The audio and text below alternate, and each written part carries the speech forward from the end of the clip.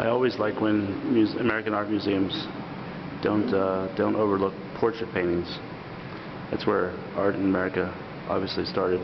These are some of the second-generation portrait painters: Henry Inman and John Neagle and Thomas Solly. Great work. There's also some earlier ones by Gilbert Stuart and later John Singer Sargent. It's really, really a well-chosen gallery here in San Antonio.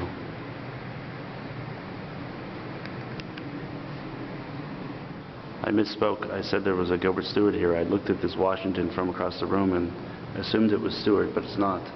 It's actually a William Dunlop, and you can see it's doesn't quite achieve what Stuart was able to achieve, but very engaging portrait of our first president nonetheless. This pair of portraitures was reunited after 7 decades departure.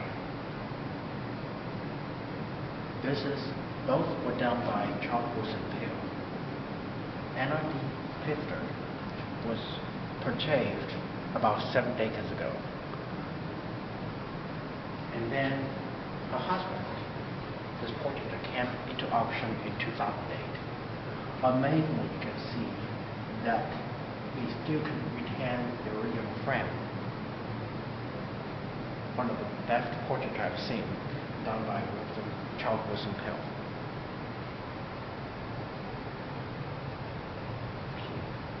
There's a notable quote by Walt Whitman about Thomas Eakins, about how Eakins was the only artist that painted what actually was and what ought to be. But actually, in American art, that goes back further. And I think there's some other reasons that Charles Willson Peale has aspects in common with Thomas Eakins. But you can see, if you look close at this Peale portrait, that he wasn't hiding anything. This is a portrait by Thomas Henry, who is a student of Anne Schutz, who was a student of Eakins. So as you can see how we've drawn the line from Thomas Eakins all the way up into the 1920s.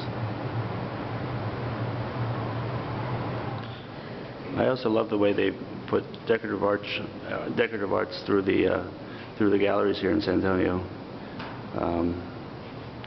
Remind you that there's also a decorative aspect to paintings, especially when they're purchased initially, and an artistic aspect to fine furniture.